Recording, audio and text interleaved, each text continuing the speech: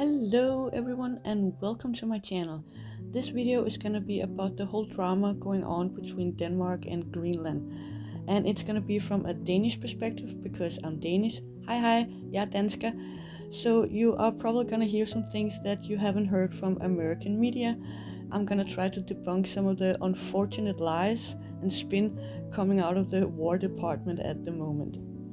As many of you have probably heard over the last couple of weeks, Trump has continued to call Denmark a bad ally, and I just want to debunk some of these lies because it's simply not true, and it's not fair that he talks this way about one of America's oldest allies.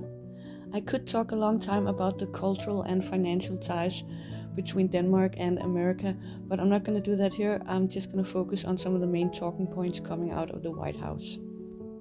The claim that probably pisses the most Danes off is the claim that Denmark is not a good ally, despite the fact that Denmark has been allied in all of the American military operations during the past 30 years, and we have been an ally, a founding member of Nato, and we have helped America in all kinds of military engagements around the world and have still soldiers stationed in Iraq and Afghanistan to help clean up some of the mess made there. I'm not going to say more about that. We have also been a great ally to the United States by allowing them to have a base on Greenland for the past 80 years. Actually, we had I think 3 or 4 bases in total, and some of them were in secret, and you were hiding it from our government, but that's a whole nother story. Like, officially, we allowed you to have a base there since the beginning of the 50s. So if you want more defense of the area and you say it's for national security, you already have a green card to defend that part of Greenland. It's already, you can already do what you want up there. So, like, claiming that you have to seize all of Greenland for national security is simply false. The biggest reason all of this pisses the Danish people off so much is because that Denmark has lost more soldiers per capita than almost any other country that was an ally in the war against terror. So the fact that we now get spit on and threatened this way is it's so disrespectful to these young men and women, mostly men, who gave their lives for this coalition, who turned out now just to be, bullshit. Anyway, I'm gonna move on because it pisses me off so much, and I think it's so disrespectful, and I don't understand how people who used to call themselves our allies can act this way. Just rest in peace, all you beautiful souls. I'm just gonna move on because it pisses me off too much. I'm sorry. Okay, now I'm gonna move on to debunk another White House talking point. You often hear from the White House and the mainstream media that Denmark has been a bad ally because we haven't been paying our part in the war against Russia. And I just want to say that's false too. As you can see here, we have actually been paying more to the war in Ukraine per capita than America has. And I'm going to move on later to show some of the other financial support we've given to NATO that totally debunks the claim that Denmark is a bad ally that haven't been paying our fair share of the expenses. And this is also contradicted by the fact that Biden actually met with our Prime Minister a couple of years ago and actually praised our country for our high financial support for the war. So make up your mind, America. Okay, so now on to the general claim that Denmark hasn't been paying its dues to NATO. And as you can see here, we are actually third on the list. So I think we've been a pretty good ally to the US and the other NATO countries.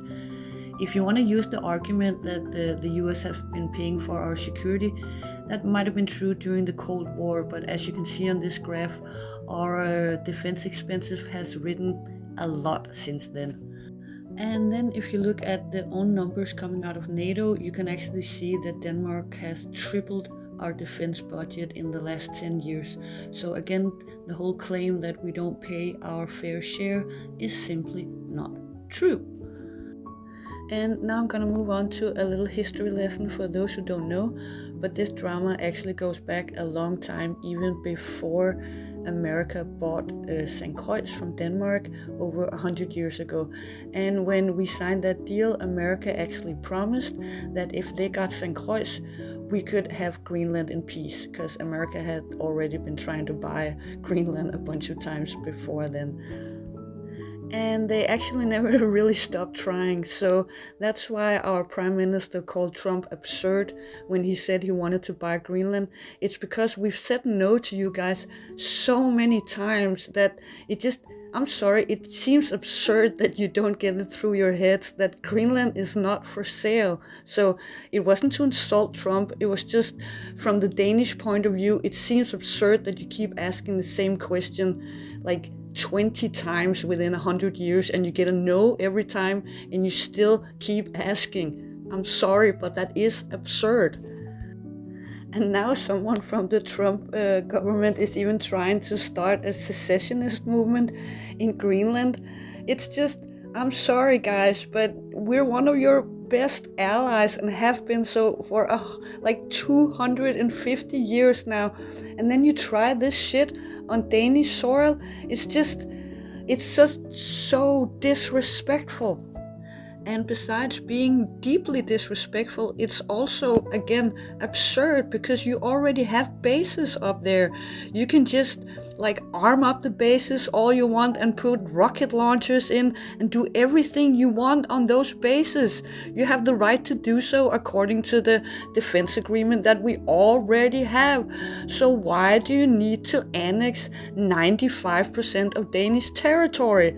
It's just, when you look at it from a Danish perspective, we've been one of the best allies to you guys. I've only gone through like a fraction of the history we have with America.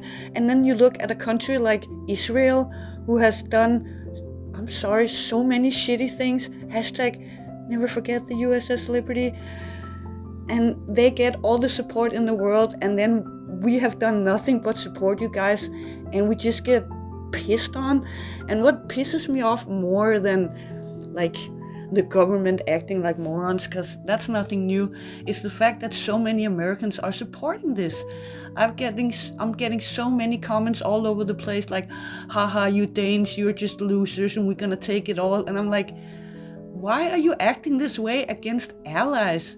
Like, I'm not gonna bitch out about it that much because I wanted to do a factual video without that much emotions, but I also wanted to give you the Danish perspective. So yeah, here you got it, and hopefully you enjoyed the video and learned a little something. And I just want to say here at the end, the last thing that I want is for our two nations to go to war.